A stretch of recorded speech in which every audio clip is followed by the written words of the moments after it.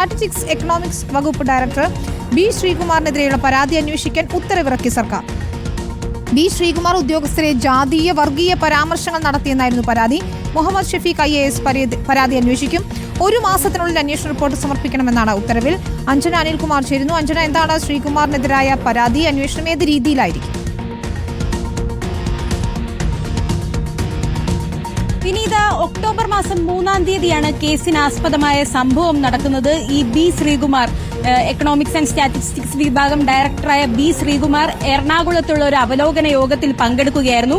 അപ്പോൾ ചില ഉദ്യോഗസ്ഥർക്കെതിരെ ജാതീയപരമായും വർഗീയപരമായും പരാമർശങ്ങൾ നടത്തി. കൂടാതെ യോഗത്തിൽ പങ്കെടുത്ത ഒരു വനിതയെ സ്ത്രീത്വത്തെ അപമാനിക്കുന്ന രീതിയിൽ ഈ വനിതയോട് പെരുമാറുകയും ഉണ്ടായി. ഈ 2 സംഭവത്തിലാണ് ഇപ്പോൾ പരാതിയുള്ളത്. ഈ പരാതിയെ തുടർന്ന് അന്ന് ആ യോഗത്തിൽ പങ്കെടുത്ത 39 പേർ രേഖാമൂലം ഒപ്പിട്ടും പരാതി നൽകിയിട്ടുണ്ട്. വിവിധ സഹകരണ സംഘങ്ങൾക്കാണ് പരാതികൾ ഇപ്പോൾ നൽകിയിട്ടുള്ളത്. ഇതുകൂടാതെ പ്രതിപക്ഷ നേതാവ് VD സതീശൻ അടക്കമുള്ളവരും ഈ സംഭവത്തെക്കുറിച്ച് ഒരു അന്വേഷണം വേണം എന്നതിൽ പരാതി നൽകിയിട്ടുണ്ട്. ഇതിന്റെ അടിസ്ഥാനത്തിലാണ് ഇപ്പോൾ അന്വേഷണത്തിന് ഉത്തരവിട്ടിരിക്കുന്നത്. 1 മാസത്തിനകം അന്വേഷണ റിപ്പോർട്ട് സമർപ്പിക്കണമെന്നാണ് മുഹമ്മദ് ഷഫീഖ് IASനോട് ആവശ്യപ്പെട്ടിരിക്കുന്നത്. എന്തായാലും വലിയ രീതിയിൽ ഈ സംഭവം വിവാദമായിരുന്നു.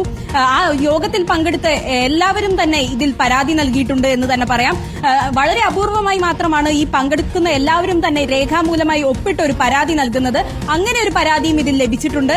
ജാതീയപരമായും വർഗീയപരമായുമുള്ള പരാമർശം അന്നത്തെ യോഗത്തിലുണ്ടായി. സ്ത്രീത്വത്തെ അപമാനിക്കുന്ന രീതിയിലുള്ള പരാമർശങ്ങളും ഉണ്ടായി. ഈ 2 സംഭവവും അന്നത്തെ പങ്കെടുത്ത ഉദ്യോഗസ്ഥരുടെ പരാതിയിലുമാണ് ഇപ്പോൾ അന്വേഷണത്തിന് ഉത്തരവിട്ടിരിക്കുന്നത്. വിനീത, ശരി, അഞ്ജനയാണ് വിവരങ്ങൾ നൽകിയത്. മറ്റൊരു വാർത്ത